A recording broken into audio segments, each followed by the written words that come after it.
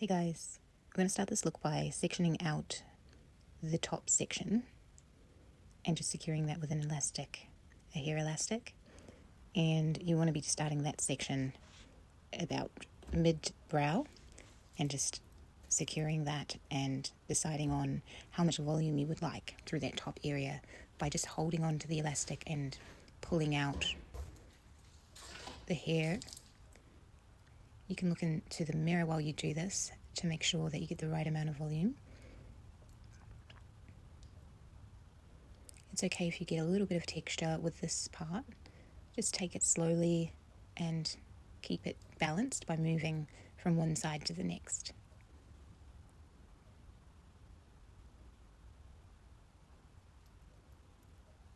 Next, we're going to move on to our first section.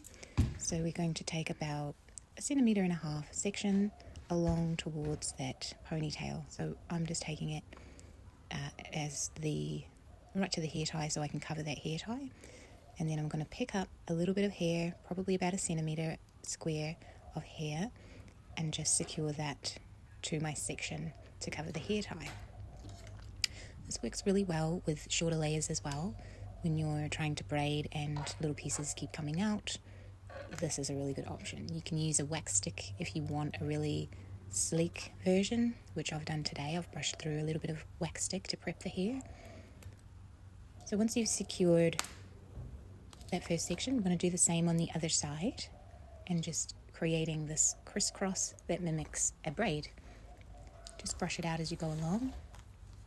Make sure it's sitting roughly how you would like it to sit before you pick up the section on the other side of your ponytail or your half up. Then we're going to secure that section to another centimeter square. And this is essentially the pattern that you're going to follow for this entire look.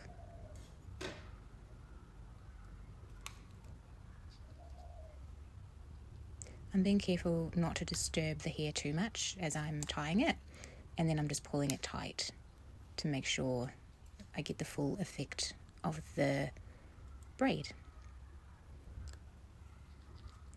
Then we're just going to keep moving down the head with this technique.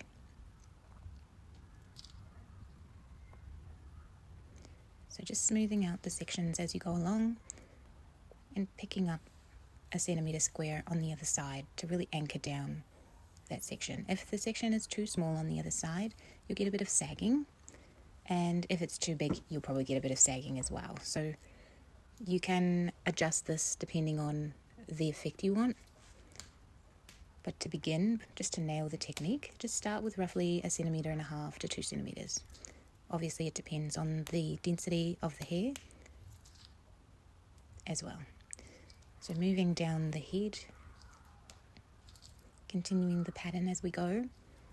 And if you were working on quite frizzy flyaway hair, you would be working in your wax stick as you go as well.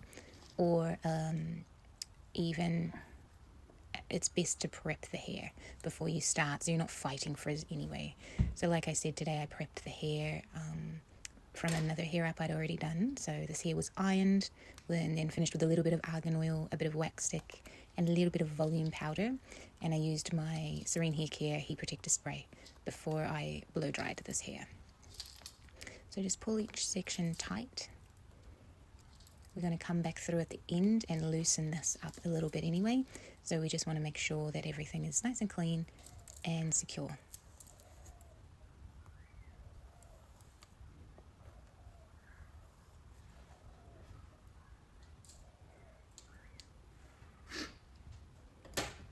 As you get to the bottom, you're just going to want to dig a little bit deeper for that anchoring section on the other side.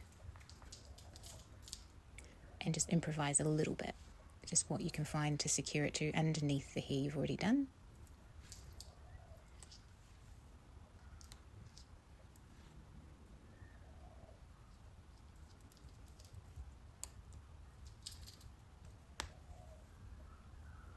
And pull that one tight, and you can see it's created a really nice base at the nape, at her hairline. It's nice and tight and secure. And if you were doing a braid, this is often where people struggle to keep that underneath part tight. so you won't get that sagging with this technique if you do it correctly and anchor that point on the other side really well.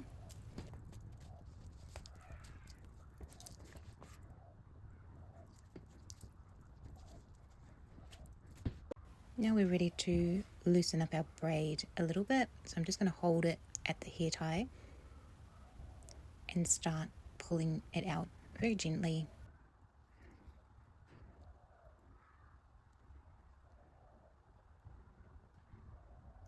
You could obviously leave it there if you wanted to, but it is nice to fan it out.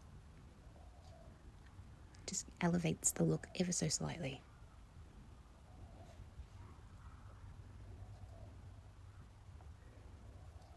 Alternatively, you could go quite heavy with this part and get a really bohemian style, like a boho braid happening. If you'd like to see that version of this hairstyle, just let me know. Once you're happy with how that's all sitting, we're going to start working on the bun. So we can just separate the remaining hair into two and pop your hand inside one in between the two and pull out one of the ends like you're doing a knot. And this way you can pull this as tight as you want to get yourself a really tight bun, or keep it looser if you want a really full bun. Gives you a lot of control, and this is really good for short hair. I have another little technique that I'll share with you in a different video on how to roll it up for short hair. But because we're working with longer hair today, and it's slightly on the finer side, I'm going to show you how to do this knot technique. So we just want to pop in a couple of hairpins as we're going along. Make sure that it's secure, and then we're going to go again with another knot. And depending on how you want that to sit, you can place that knot on top of the last one, heading to upwards on the head, or you can pop it below if you want a really low bun.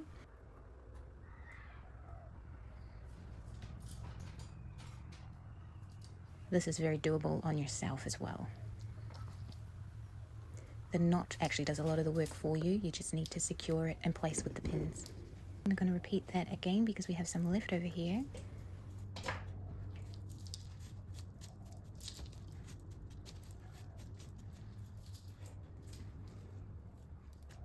Just tie the two remaining pieces into a knot. Once you're happy with the smoothness and the texture, and place that on top of the other two. And basically we're going to repeat this pattern until all of the hair is in the bun. I'm going to use a couple of U-pins as well. These are really good invisible pins. It's like they're not even there. But these are more visual pins than they are structural, so you want to make sure that you have a few bobby pins in there as well. And when you're nearly at the end and you just have a couple of smaller pieces left, you can wrap those around the bun. It's a good idea to pop your bobby pins on first at this point. Then you can really easily just give the ends a twist and tuck them into the bun. If you can, try and get that bobby pin that you've popped on the last bits of the ends to secure into the base so it crosses over with another pin. It's not entirely essential, but it can be a really good way of really locking in the style, especially if this is bridal and you have any concerns about it moving if they're going to be dancing. So you secure the other end as well, and then any last little overhanging pieces, we're just going to pop another bobby pin to secure them behind the bun as well. Make sure that you're opening your bobby pins on a ring, not your teeth. That sounds like another story for a different day. And that's the final look. Very simple, looks very intricate, and it'll last so well. Thank you for watching. Have a beautiful week.